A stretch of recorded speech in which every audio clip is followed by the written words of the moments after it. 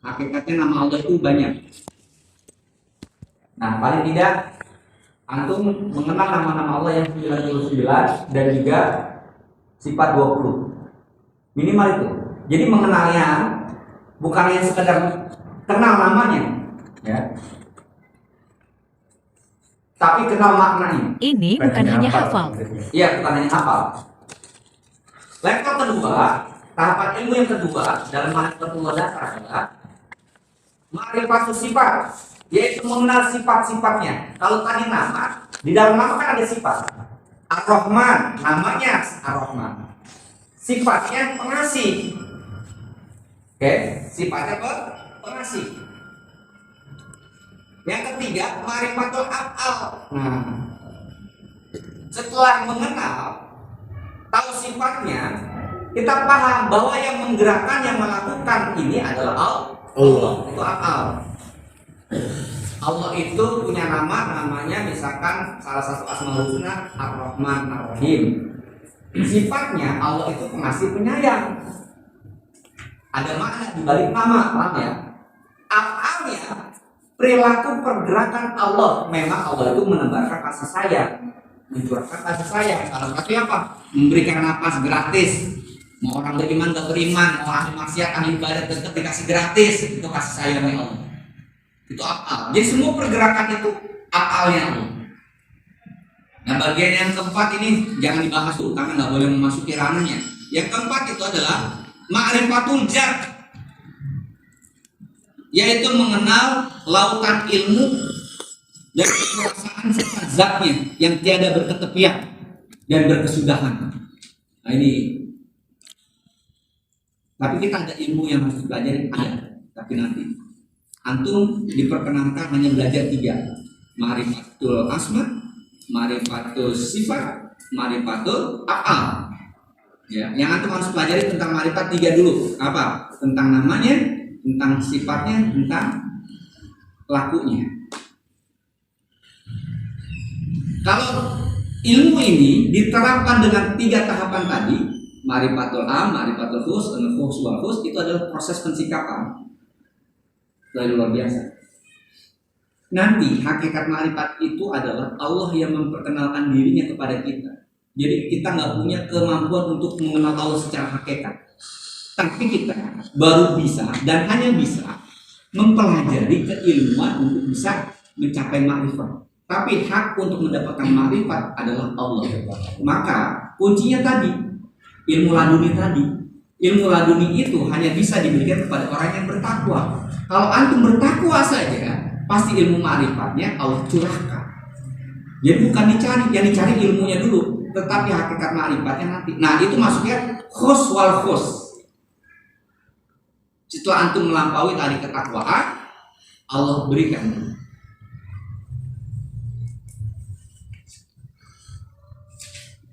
Ini ilmu tentang ma'rifat nih banyak banget, nggak cukup. Nanti dengan selain waktu.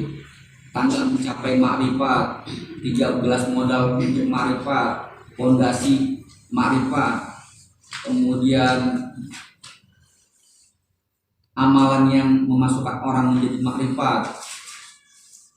Ini nih pelajaran-pelajaran yang belasan tahun lalu.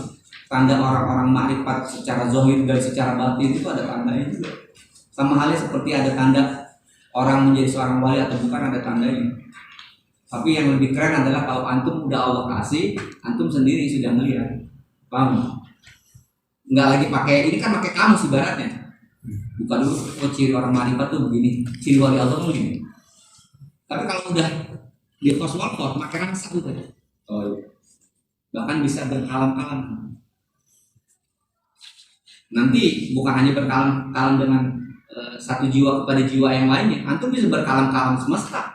Tanaman, tumbuhan, binatang bisa antum ajak ngobrol. Ini bocoran sedikit ya, tapi ini nggak boleh direlasi ya, sedikit. Aneh ngebongkar buku lama aneh. Ini yang ngebongkar istri ceritanya lagi rapi-rapi. Ini buat teman, ini apa? Itu ada 70 karung aulia yang dari 1 sampai 70 aneh selalu ini. Tapi ini rahasia. Salah satunya adalah dulu kalau aneh kan aneh kewajibanannya musafir, bukan sunnah lagi buat Ani jadi wajib. Ketika anak sakit, Ani udah lagi musafir tuh 3 bulan. Jadi istri Ani, istri Ani itu ngeliat Ani datang ngobatin anak Ani yang sakit.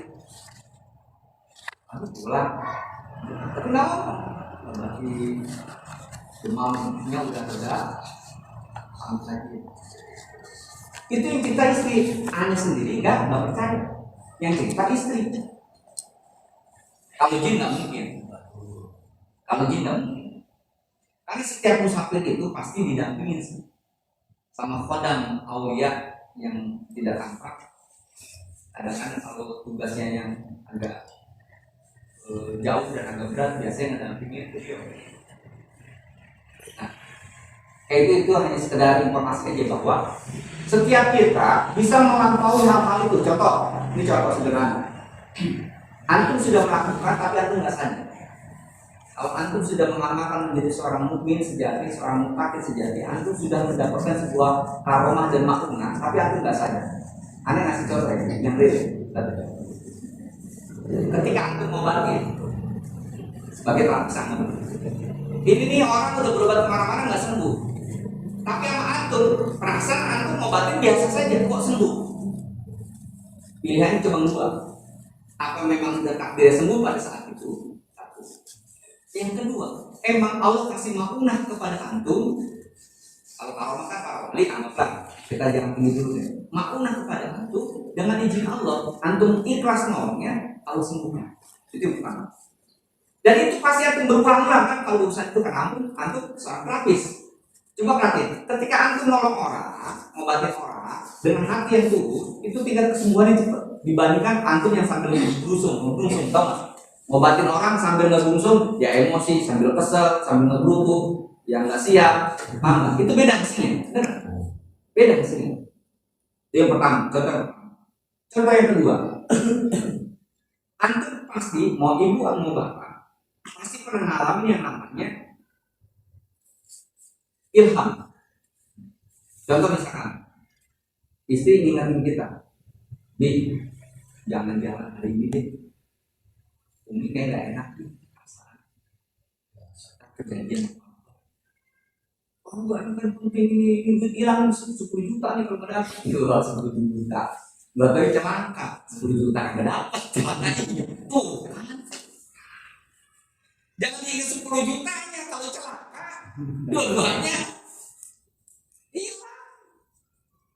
Dan kita akan biasa ya, ilham itu hidup. Dan Allah itu berkali-kali kepada kita setiap waktu. Tapi malaikat kepada rohani kita pada jiwa kita. Hotel itu kalau diasah tajam. Dan ilmu ma'rifat adalah salah satu tanda untuk mengenal diri kita lebih dekat. Mengenal diri kita lebih dekat, otomatis mengenal Allah lebih dekat. Anak-anak tahu kalau ini kebanyakan coba dalil orang kan. Contoh man arafana selalu pakai araf bahu itu ngomong pakai busa belum tentu dia kenal juga sama dirinya, apalagi kenal Tuhan. Satu contoh, ketika Ani dulu musafir, ketemu antar musafir di berbagai macam pulau, ada yang dari Sumatera, dari Kalimantan, ketemu di satu tempat. Beradaklah diskusi keilmuan tentang keilmuan luar sakti lah, kan? Yang paling nyeleneh itu adalah ketika Ani mendengar seorang musafir bilang, aneh itu musafir udah tahunan nggak pulang-pulang ke rumah. Aneh istrinya gimana? Itu ada Allah. Dari situ aja udah gagal paham. Meninggalkan kewajiban. Jadi tidak boleh melakukan kewajiban, meninggalkan kewajiban yang lain itu nggak boleh dibentrokin, nggak boleh. Antum pengen ambil zikir tapi nggak ngapain anak istri, itu kan wajib, itu nggak boleh. Jadi batal yang pertama ini, paham? Gugur. Nggak boleh. Jadi melakukan kewajiban tapi meninggalkan kewajiban yang lain jadi gugur. Oke? Itu yang pertama. Yang kedua,